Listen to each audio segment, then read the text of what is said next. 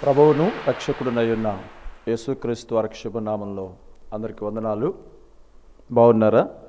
ఈనాటి ఉదయకాలంలో దేవుని యొక్క లేఖనంలో నుండి ఒక మాట ధ్యానం చేద్దాం. కీర్తనల గ్రంథం 72వ కీర్తన 17వ చరణం. అతని పేరు నిత్యము నిలుచునని, అతని నామం సూర్యుడున్నంతకాలం చెగుర్చుచుండను. అతనిని బట్టి మనుష్యులు దీవింపబడుదురు, అన్యజనులందరూ అతడు ధన్యుడని చెప్పుకుందరు.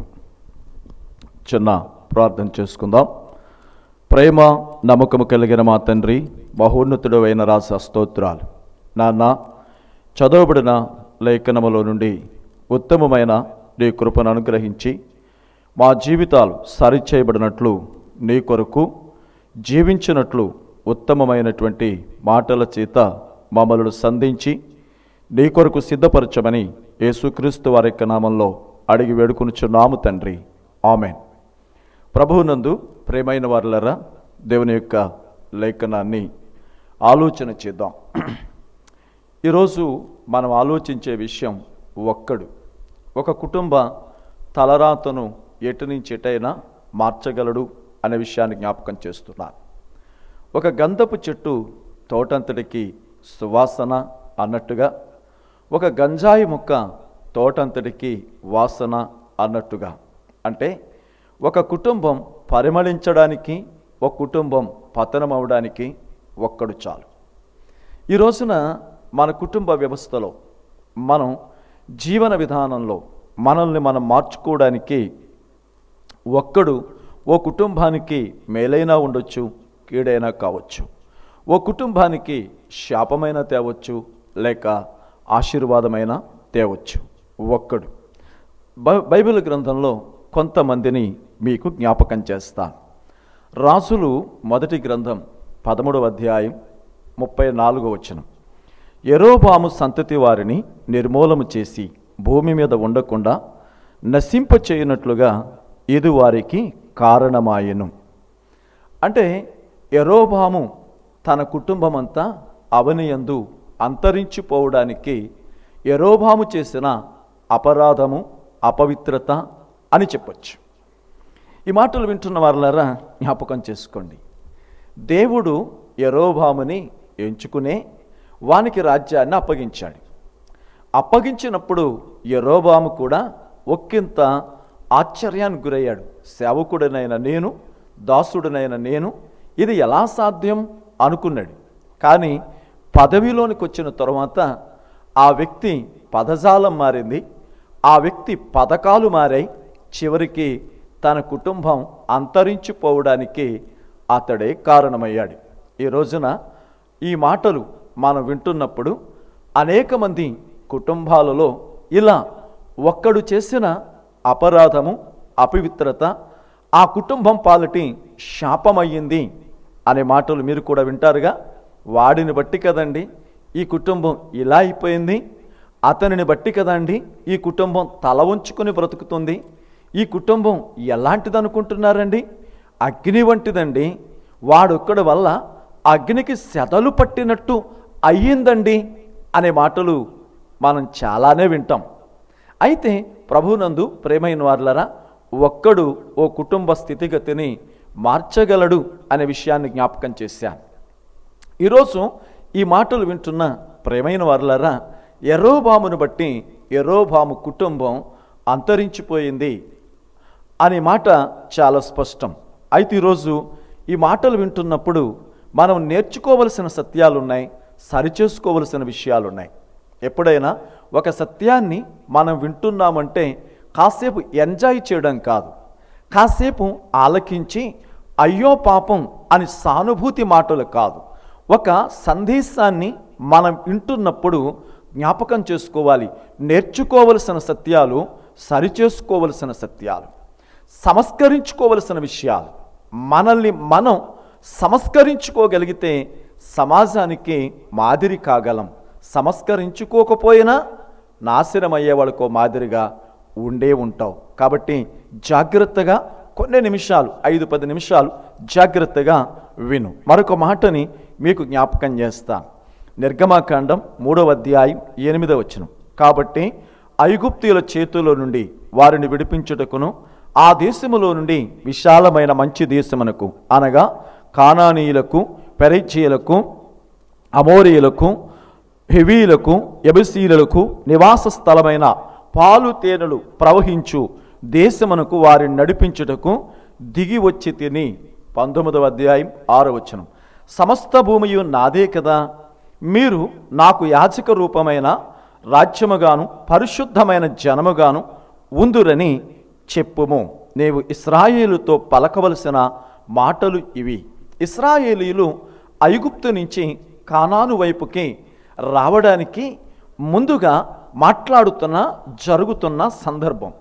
దేవుడు తన ప్రజలని మేలైన, శ్రేష్టమైన, సమృద్ధి అయిన, సుభిక్షత కలిగిన దేశానికి నడిపించాలి అని అమరత్వాన్ని విడిచిపెట్టి అవనికొచ్చాడు.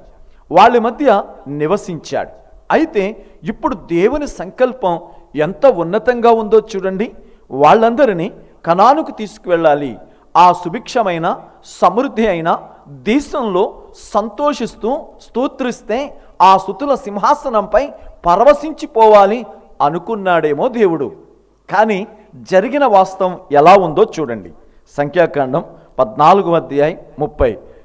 యొప్పేను కుమారుడైన కాలేబును, నూను కుమారుడైన యెహోషువాయు తప్ప మిమ్మను నశింపచేసేదనని నేను ప్రమాణము చేసిన దేశములో మీరెవరును ప్రవేశింపరు, ఇది నిశ్చయం.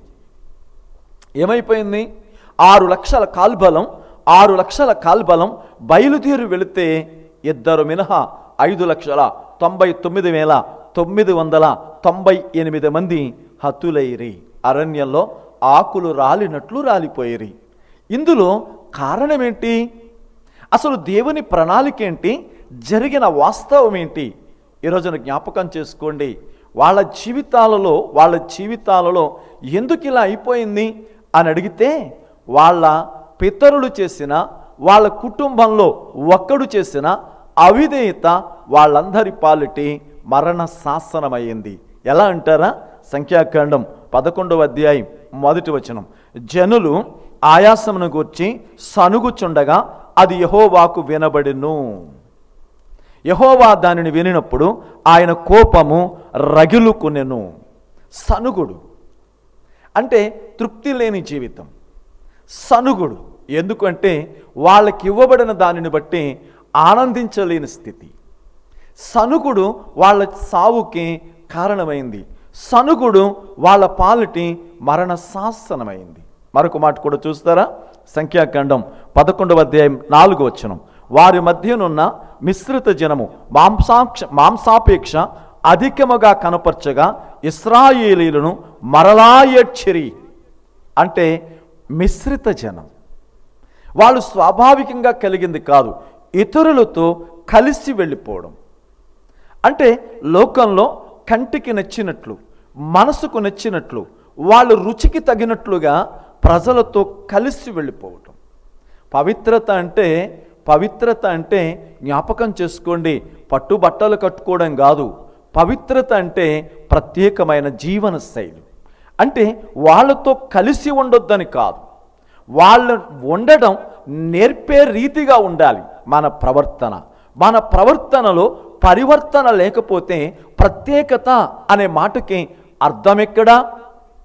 ఈ మాటలు వింటున్న ప్రేమైన వారులారా, మీరు రక్షింపబడ్డారు, ప్రభువుని ఎరిగారు, ఆ ప్రభువుతో నడుస్తున్నారు, సహవాసంలో సంఘంలో ఉన్నారు.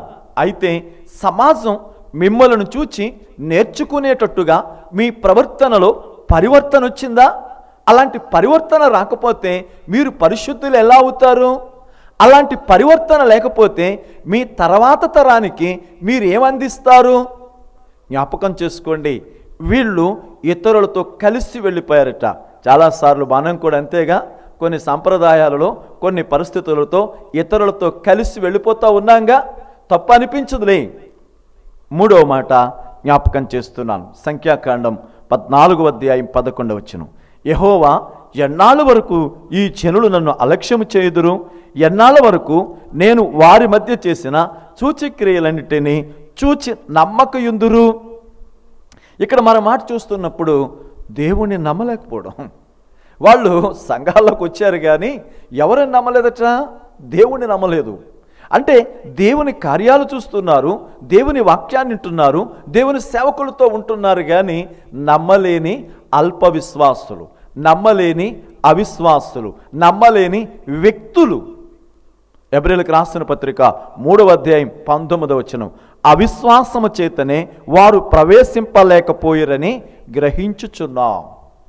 ఇప్పుడు చూడండి, ఆ సమూహంలో 6 లక్షల మంది బయలుదేరారే, అందులో 2 మినహా మిగిలిన వారంతా అరణ్యంలో రాలిపోవడానికి కారణమేంటి అని అడిగితే, వారు జరిగిన ప్రయాణంలో సనుగుడు, ఇతర ప్రజలతో కలిసిపోవడం, మూడవదిగా తమను పిలిచిన వారిని నమ్మలేకపోవడాన్ని బట్టి జీవితాన్ని కోల్పోయారు. ఆ తరువాత ప్రభు ఎన్నుకున్న సౌలును గురించి మనం ఆలోచన చేయాలి. సమూయేలు మొదటి గ్రంథం 10వ అధ్యాయం 1వ వచనం, అప్పుడు సమూయేలు తైలపు బుడ్డి పట్టుకుని సౌలు తల మీద తైలము పోసి అతన్ని ముద్దు పెట్టుకుని, యెహోవా నిన్ను అభిషేకించి తన స్వాస్థ్యం మీద అధిపతిగా నియమించి ఉన్నాడని చెప్పాను. ఇక్కడ సమూయేలు మొదటి గ్రంథం 13:13, అందుకు సమూయేలు ఇట్లను, నీ దేవుడైన యెహోవా నీకిచ్చిన ఆజ్ఞను గైకొనకపోవు అవివేకపు పని చేసేది. సౌలును గురించి దేవుడు అనుకున్నాడు. సౌలు తర్వాత అతని కుమారుడైన యోనాతాను, యోనాతాను తర్వాత అతని కుమారుడైన మెఫీబోషెతు, ఇలా తరము వెంబడి తరం తన స్వాస్థ్యం మీద పరిపాలన చేసే అధికారులుగా ఉంచాలి అనుకున్నాడు. ఇది దేవుని సంకల్పం, దేవుని ఆలోచన, దేవుని ప్రణాళిక. కానీ సౌలు జీవితంలో మీరు చూడండి ఏం జరిగింది వాస్తవం అని అడిగితే సమూయేలు చెప్తున్నాడు. సమూయేలు ఇట్లనను, నీ దేవుడైన యెహోవా నీకిచ్చిన ఆజ్ఞను గైకొనక నీవు అవివేకపు పని చేసితివి. నీ రాజ్యము ఇశ్రాయేలు మీద సదాకాలము నిర్ణయించుటకు యెహోవా నిశ్చయించి ఉండెను, అయితే నీ రాజ్యం నిలవదు. సౌలును త్రోసివేయడానికి కారణమేంటి అని అడిగితే సొంత నిర్ణయం. సౌలుని త్రోసివేయడానికి రెండవ కారణం అసూయ. సౌలుని త్రోసివేయడానికి మూడవ కారణం ఈ లోక సంప్రదాయాలలో కలిసిపోవడం. ఇప్పుడు చూడండి, యెరోబాము తన జీవితంలో తాను నిర్ణయించిన పద్ధతులను బట్టి అపవిత్రుడై తన వంశము అంతరించిపోవడానికి కారకుడయ్యాడు. ఇశ్రాయేలు ప్రజలు ఆర్భాటంతో ఐగుప్తు నుంచి బయలుదేరారు, కానీ మధ్యలో సనిగి ఇతరులతో కలిసిపోయి నమ్మలేక నశించిపోయారు. ఇప్పుడు సౌలు సొంత నిర్ణయాలతో తన కొడుకుల జీవితాన్ని, తన తర్వాత తరం యొక్క భవిష్యత్తుని అంధకారం చేశాడు. అయితే ఈ రోజున మీతో మాట్లాడుతున్న మరో ప్రాముఖ్యమైన మాటను మీకు జ్ఞాపకం చేస్తున్నాను. ఒక వ్యక్తి ఒక తరము యొక్క, ఒక కుటుంబం యొక్క చరిత్ర ఎలా మార్చగలడు అని అడిగితే ఒక మాటను మీకు జ్ఞాపకం చేస్తున్నాను. కీర్తనల గ్రంథం 89:17, నా పరిశుద్ధత తోడని నేను ప్రమాణము చేసి తిని దావీదుతో నేను అబద్ధమాడను. శాశ్వత కాలము వరకు అతని సంతానము, ఆకాశమున్నంత వరకు అతని సింహాసనము నిలిచి ఉండెను. అతని సింహాసనము సూర్యుడున్నంత కాలం నా సన్నిధిని ఉండును. దావీదు తన తరములో, తన కుటుంబంలో చిన్నవాడు. కానీ ఆ వ్యక్తి తన జీవితాన్ని ఒకసారి మీరు ఆలోచన చేయగలరా? ఆ వ్యక్తి తన కుటుంబానికి ఎంత తలగా మారాడో, ఆ ఒక వ్యక్తి తన కుటుంబానికి ఎంత అద్భుతమైన ఘనతను తెచ్చాడో. కారణం ఏంటంటే అతడు నమ్మకత్వం కలిగిన వ్యక్తి.